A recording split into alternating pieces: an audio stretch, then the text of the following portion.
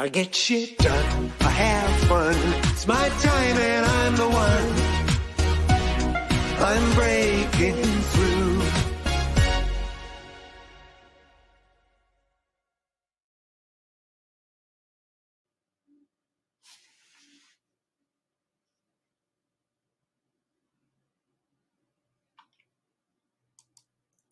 Hello and welcome to another episode of The Business Renovator. Today, we're going to look at 5 ways that you're holding yourself back. Yeah, you heard that right. You are holding yourself back. I have an esteemed guest and author who's going to share his journey about how he stopped holding himself back. So I'm looking forward to that. But before we do that, to thank you for being here today. If you're watching this live, fantastic. If you're watching it on the replay, that's fantastic too. Please hashtag replay and let us know where you're watching in from. If you've got some feedback, a comment, a question, certainly post it and we'll do our best to get at it right away. And of course, please share this out to your LinkedIn community, your YouTube community, Facebook, and any other social media platform you are involved with. So now it's time for me to do a shameless plug for what we do where I work, where I belong.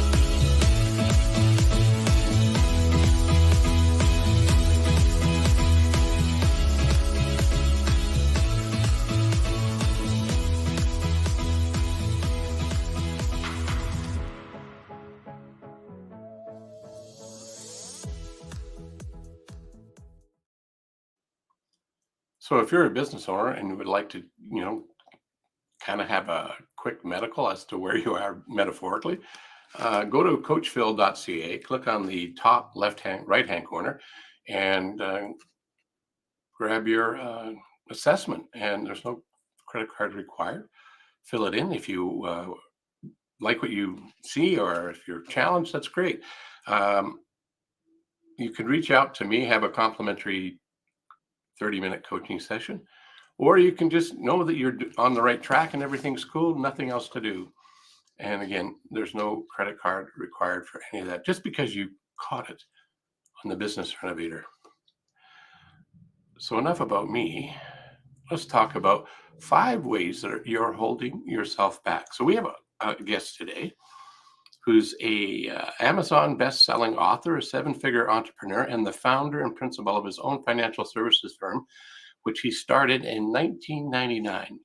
He has helped tens of thousands of people internationally to overcome their resistance to change and create more success, peace, and impact in their lives. Chris speaks from his own experience of being on the edge of financial ruin, business failure, and divorce. He shares the secrets that allowed him to avert potential disaster and transform all areas of his life. I'm going to bring him on and find out how the hell did he do all that stuff. That's brilliant. Welcome to the show, and thank you for being here. Coach Phil, excited to be here, brother. Thanks for having me. There was a bit of a hiccup at the beginning there, but we got through it. That's what we do, right? As entrepreneurs, that's what we do. There's potholes and obstacles that always show up. Yep, that's right. Flow like water. That's right. Ease and flow. That's one of the things I'm all about.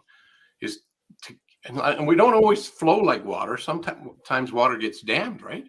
So then we need to find ways to break through the dams. So it sounds like you had a few roadblocks, obstacles, or dams in your life. Hundreds. Which one do you want to attack? Well, let's just kind of start. Like, what was the catalyst that got you to keep pushing on through all those things we heard in the introduction about you? Well, I mean, my turning point, Phil, was I was $250,000 in credit card debt. Yeah, that's the face my wife gave me. She I just finished an expensive divorce. My kids were 7 and 4 at the time. I'm in Colorado. They moved to Atlanta, Georgia, and my second and current and last wife, Marlo, stepped into a mess, but she didn't know because I looked successful. I could talk success, but I was anyway. So $250,000 in credit card debt. I'm a financial services entrepreneur. It's in the middle of the Great Recession, and I have to pay my ex-wife $5,200 at the beginning of every month in alimony and child support. I have a 6,000 square foot office lease that I can't afford, and so I'm out of money. I have to pay my ex-wife the next day the $5,200. I'm out of options. I'm out of places to borrow money. And so because I'm out of options, Marlo, my wife, was the only option. So I don't know if you've ever heard this before, Coach, but I came home and asked my wife to give me the money to pay my ex-wife. And that didn't go too well. So we call it the purse throwing incident. And I don't know if you've ever had a woman throw a purse at you, but it was, I don't know why women's purses are so big, but she picked up and threw a 20-pound purse at me and missed me because her hand-eye coordination is not very good. And, but she didn't just do it once, Coach. She did it 3 times. And we had the fight of our lives. And I asked her, well, if it's so bad, why are you still here? Why are you still with me? And she went upstairs to figure that out for the rest of the night. And that was my turning point because I could just see all the failures, all the dominoes kind of falling in my life, this financial stress. I hadn't seen my kids in months. My wife is, physically being impacted from the stress around money. I'm drinking too much. I'm a total mess. And I realized that my common denominator to all the problems was me. And I realized in that moment, my way wasn't working, and my way was what I call hopium.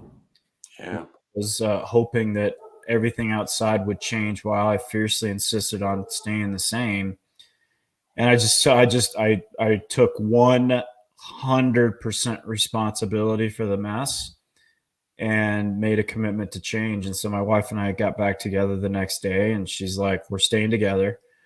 We're not getting divorced. We're not declaring bankruptcy. We're not getting jobs. We're going to level up our business.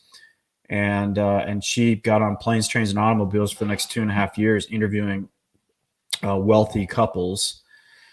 They had wealth in all areas of their life, Coach, not just financially. And our first book, Couples Money, came from that process. And so she'd come back and say, hey, they do this, they think this way, they do these things. And then she was kind of like, what are you going to do about it? And I'm like, I'm going to figure out how my mentality keeps creating broke.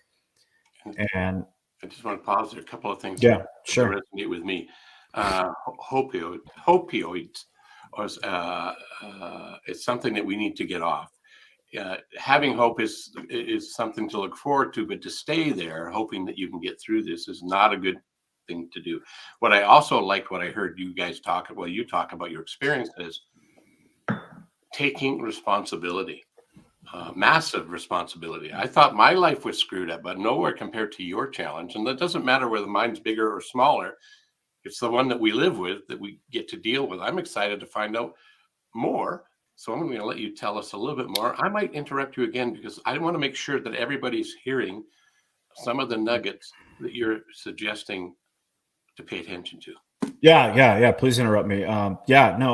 So my commitment to her was I'm going to change, and I'm not interested in changing. I'm committed, is what I told her, because up to that point I was interested in changing. And the problem with just being interested, most people are interested in having a great life, as you know. And we have this thing in society today that people believe they can get something for nothing. And it doesn't work. And the problem with interested is when you hit that roadblock or you hit the obstacle, then you retreat and you pick up and you move on or whatever. you go to the next thing anyway. But committed, she's like, well, what do you mean by committed? I'm like, well, you know how an Olympic athlete treats their sport? That's the way I'm going to treat my personal growth and development. And she's like, well, what does that mean? I'm like, I'm up 4:30 in the morning. I'm all in. I'm going to read, journal, visualize, image. I worked with a coach for 4.5 years. If he would have told me to stand on my head for an hour and it was going to change my life, I would have done it. And just kind of that time every morning, we shower every day. Hopefully we eat every day. Some people work out and go to the gym every day. I've just made a commitment for many years to go to the mental gym every day and work on me. And it's a quote from Mel Robbins. She said that, it doesn't happen overnight, but it happens over time. And what happened to us, Coach Phil, was we had a jaw-dropping financial turnaround in our lives, took our income up 5 times. Just changed everything financially. And but not only that, I had a personal transformation in all areas of my life. So it ended well, but it was really us committing to making the changes necessary to get the result. Something you said there that resonates with me. I'm actually in the mental fitness coaching space. It's not my only thing I do, but it's something I've added to it, because what I've learned over my journey is that everything starts with a thought first. Even, where's my phone? Even this crazy, actually, even this platform we're on was somebody's idea first. So this idea, look, I even have an affirmation in there. I believe in the power of what we think about, we bring about, and it doesn't matter whether it's negative or positive. It's about the choices we put into it. And what I heard you say is that, and I'm glad you didn't say the word hard, because I go, hard? Does it have to be hard? But you put in effort, and you decided what you wanted to do, and you were committed to it. And that's probably why we're talking here today, because of you and I have a common thread. That's how I met you, and a lovely lady by the name of Heather. Yep. Right. Yep. And she talked very highly of you and said I should talk to you. So here we are talking to help somebody help themselves, so they don't have to go as deep, dark as a hole as you have. We don't have to go there. We don't even have to have the negative stuff show up in our life to change. We can change with the positive stuff. We tend, though, I don't know what your experience is, but I find that until people at the last rung of the ladder, they don't raise a hand, which is unfortunate. But anyway, that's my Yeah. thought. Yeah, absolutely. Well, and that's why that's why I do what I do. Is you don't have to be sick to get better. That's right. And my message is you have to be intentional about changing, because it's really not optional. You're either growing or dying. And if you're not intentional, unfortunately, the masses are addicted to being comfortable. And one of my favorite quotes, actually start my book with it. It's a life spent seeking comfort results in an entirely uncomfortable existence. And there's no definition of comfort in nature. So you're either in growth mode or death mode as a tree, flower, grass, whatever. So if you're not intentional about growing, then you're in decline. And if you're not looking forward to something different, growing, inspiring, the set point is settling for mediocrity. And unfortunately, there's a high percentage of the population that are there. You could use the 80-20 rule. 80% of the people are in that place. I learned along the way, it's our psychology. We have this thing called the creative subconscious mind, or our habitual thinking. And its job is to maintain sanity for us. Or if we're comfortable and we get a coach or somebody to suggest we do something different, like you said, you're committed. Other people, what was the word you used? They think about it. Interested, that's the word.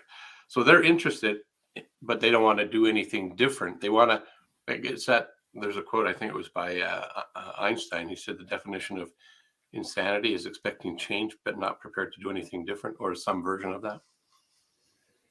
Yeah. I mean, that's kind of the hopium, right? Is you hope that things will get better, but if you're not, it's the outside in approach. It's victim. People don't like that word, but it's basically, my thinking is totally dictated by what happens to me, the outside world, and I did that for years, and that's rearranging the furniture on the deck of the Titanic. It's exhausting, but the boat's going down. And so my moment of truth is outside in isn't working very well. It's exhausting. Uh, Inside out is a much better approach. And I actually had to really buy 100% into my thinking does create my results. Up to that point, I was like, yeah, it's pretty good. I can give a pretty speech on it. But as my coach used to say, coach, based on results, how's your way working? I hated that question, but No it was true, right? Because results are the indicator, often harsh, but always fair. It reminds me of a formula. Actually, I have it, I think, in the banner here, but I heard this from Jack Canfield. He heard it from somebody else. Let's see if I got it here. There it is right there. E plus R equals O. So if you're not happy with the O, the outcome, the results of your life, you have two options. Change the events you go to or change the way you respond to things that show up. So both of those are, as you say, internal. And if you, like your coach said, based on your results, how's it working out for you? Yeah. Yeah. Well, a formula I share is me plus a thought equals a result. Me plus a thought equals, I like that. Can I Yeah. leverage that? Leverage the heck out of it. I'm sure I stole it from somebody. But it was, and that was, so I had to, because I'm a CPA and a financial advisor, but I was broke. Mm. How's that even possible? And that's what my wife was. She's like, how's that even possible? I mean, like my CPA career was with the largest firm in the world. I'm telling Fortune 500 companies how to run their finance departments. And I'm a successful financial advisor. Even at that point, she's like, how's it possible?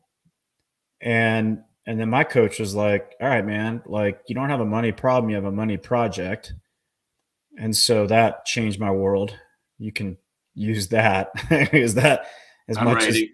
as much as I speak on the topic, project versus problem is always a popular view. And he said, hey, you've been thinking habitually around money for decades and you borrowed it from your parents who were broke and grandparents were broke. And so no one, coach, had ever like questioned the validity of the money stories. And he said, well, you got a project. And so the project is you're going to get a journal. It's a green money journal. And I want you to write the word money down and understand that me plus a thought equals a result. Result is broke. There's me, there's your thinking. You're taking 100% responsibility. Write down everything you make up about that word.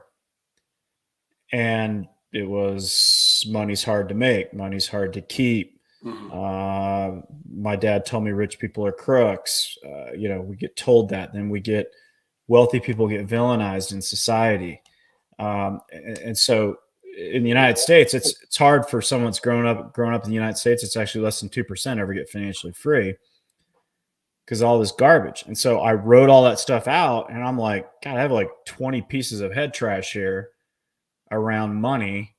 It's no question why I was broke. And so the work was rewriting a new money story that was more empowering, that would change over time. He's like, it's not going to change in 21 days, dude. But if you keep on it, it will change. It won't happen overnight, but it will happen over time. So me plus a thought equals a result transform my world. And I totally love what you're sharing with us today. It makes me think of a whole bunch of things. And one of the things that comes to the surface is in Napoleon Hill's work. He talks about you put the effort in, you do all these things, and you're wondering where the heck is the bounty going to be, but you keep on persisting no matter what. You do the journaling, you capture your thoughts, you change, and I'm sure you're going to help us understand how to do that. And then what happens is it's almost like out of the blue, all of that abundance shows up. Whereas money, happiness, when you talk about Think and Grow Rich, it's not just about money, but money's the easiest one to measure. It's living a rich, full life. And it does show up. You asked me pre-show how long have I had my franchise. It's been 15 years, but the first bunch of years were, was a little bit of growth. But then after many years of persisting and controlling the thought process, just like you're telling us, it went, it was a hockey stick. It went right up and quickly. And it sounds that your story was similar to that. Yeah. I was going to search for the Napoleon Hill quote, but basically and I read it thousands of times because it gave me faith. Was, when money shows up, it shows up in such, abundance or whatever, and it shows up in that way that you wonder where it's been hiding all these years, right? Something to that effect. It was one of my most favorite quotes. That when I was in my lowest moment, I would go read stuff like that. I had to shift my thinking, and yeah, I mean, it was just understanding that I wasn't broken. One of my favorite quotes is, I'm a miracle and a mess at the same time. Mm-hmm. And it's not about getting perfect, but it was understanding how I was getting in my own way. What was the habitual thoughts of something happening to me reacting in the moment unconsciously to have a certain thought, a certain feeling, take a certain action, and keep getting a different result. Mm-hmm. And so it was really that awareness of the analogy I use is, if it's 2 a.m. and somebody breaks into your house and you hear it, how aware are you going to be? You're going to be very aware no kidding. of everything that's going on. And that was kind of the focused awareness I had early on, because I was on the bottom rung. My back was against the wall. I connected the prices that others were paying for me wanting to stay the same. And it was a heavy, heavy price that my family was paying for me living in Hopium. Mm-hmm. So I had to do the work every single day of going, okay, this thought is creating this.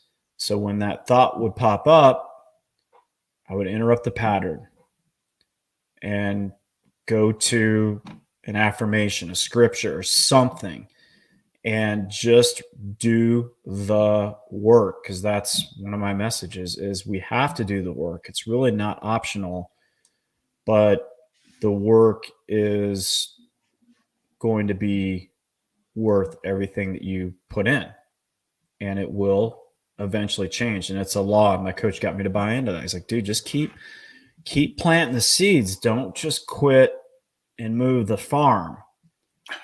Stay with it, brother. And yeah, like what you're saying. I mean, you got to believe it to see it. And most people are the opposite of that, obviously. Yeah, absolutely. They'll believe it once they see it. Yeah.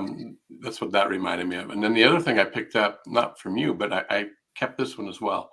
This was from a performer, and I met him during the early stages of the pandemic, and he had this word there, and he said, "You expect sales," and I thought, well, I like sales. I'm good at sales, and I think sales is an important thing. But I think it's a bigger piece than that. You expect success, and I think what I heard you talk about resonates with this too, because whether it was your coach or yourself thinking about this, you were looking for something bigger, better, brighter, and did the work to get out of your old thinking. So you expected success. Otherwise, you probably wouldn't have done that. Now I'm putting thoughts in your mind, so you can tell me if I'm wrong. Well, I mean, I had to, yeah, I mean, I'm a big Bob Proctor fan, and his book "You're Born Rich" was, one of my go-tos. And when people come to me and they're like, "What's the first book I need to read?" It used to be Think and Grow Rich. I'm like, it's Think and Grow Rich is great, but for me, "You Were Born Rich" was transformational. It was just a simpler read, and I read it every year. But most people hope positive but expect negative, and you don't get what you hope for, you get what you expect. And I didn't know it, coach, but I was expecting it not to really work. I was expecting it subconsciously to be in struggle. And as I coach, different people in what I do, I ask people, in your heart of hearts, just be honest. What are you really expecting to happen? Mhm. And it's funny. They are expecting a certain income. They are expecting a certain level of success. And so actually part of my working on myself was I needed to expect much more. But the thing I had to change was the masses get stuck in, well, if I'm going to expect more in that moment, I must believe it's possible. And high performers know that that's not true. Is you can level up your belief and you can level up your expectancy over time. And when we set some of those goals initially, which were just, I mean, it was base camp looking at Mount Everest. It's freaking overwhelming. But my coach just said, relax, which was huge. Chill the freak out, relax. There's no happy ending to an unhappy journey, buddy. Expect big and just know that work you're doing every single morning, you're going to the mental gym every single morning. Just slowly but surely level up your expectancy, and you will eventually believe, as long as you hold the image of what you want, you will eventually believe it's possible. And that's go time, magic time. And then put your work aside and then go execute your plan, whether you're ready or not. Because a lot of people are like, well, once I'm fixed, then, and, we got a lot of people out there that they just, I call them personal development zombies. They're just constantly fixing themselves, never applying anything.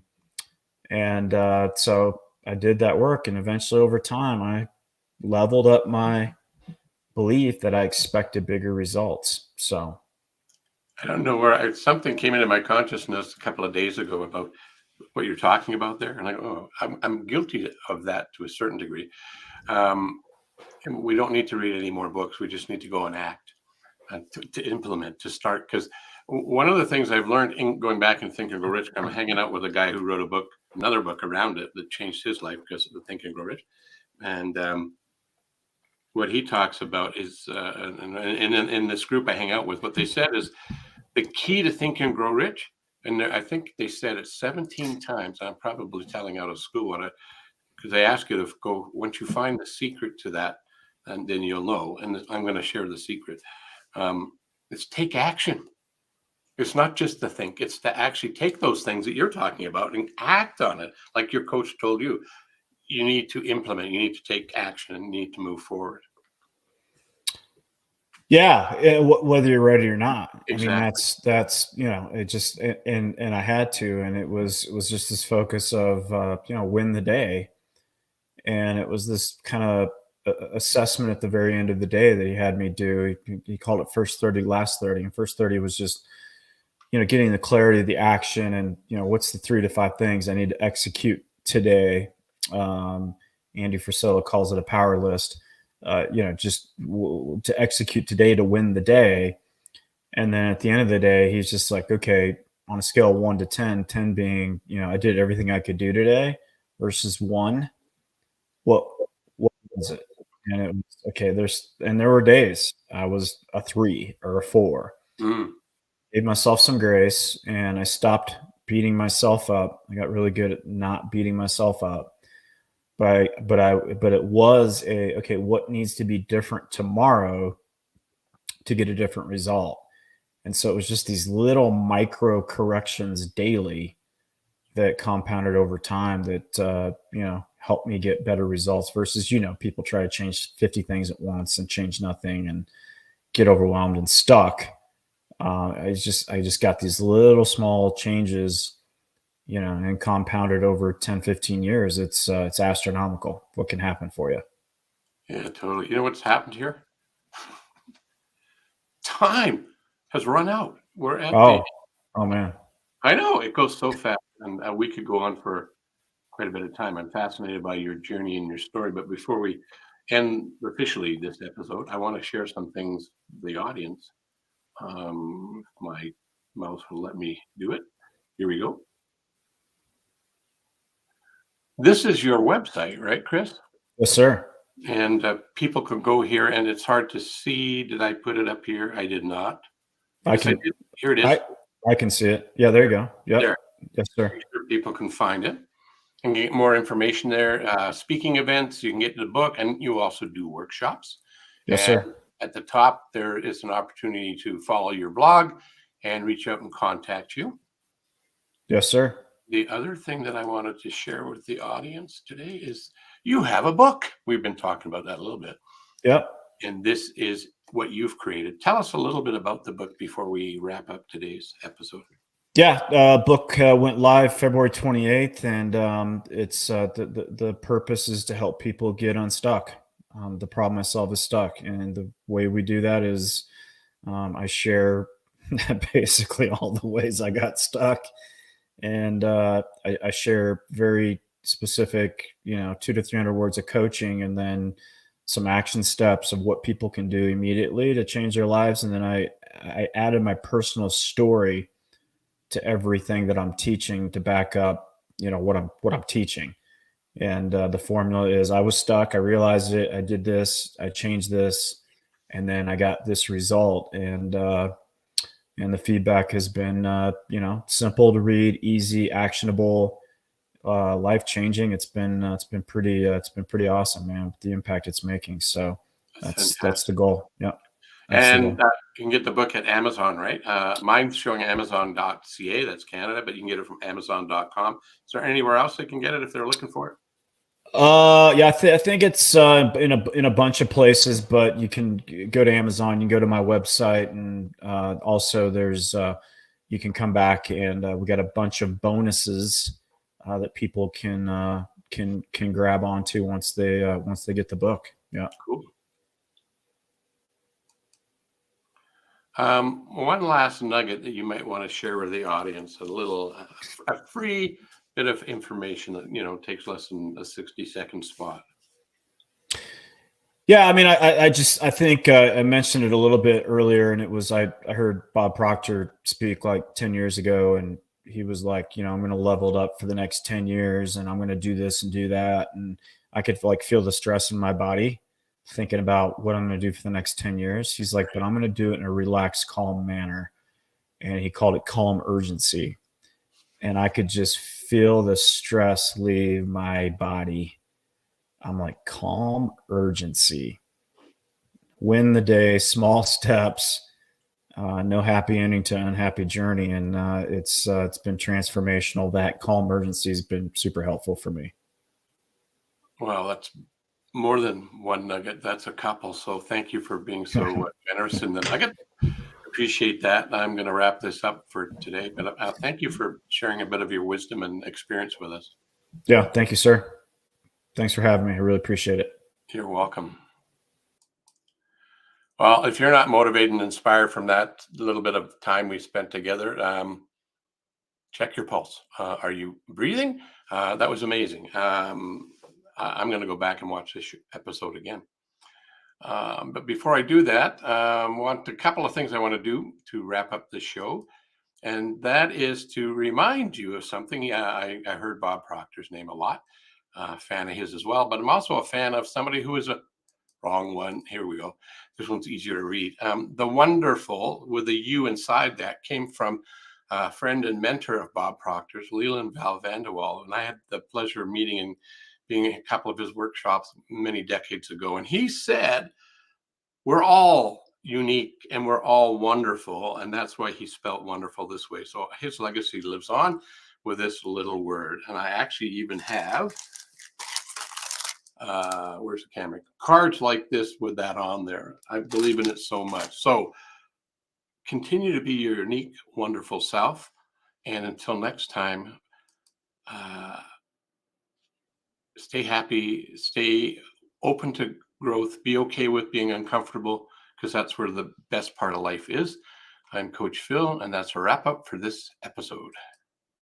I get shit done, I have fun, it's my time and I'm the one. I'm breaking through.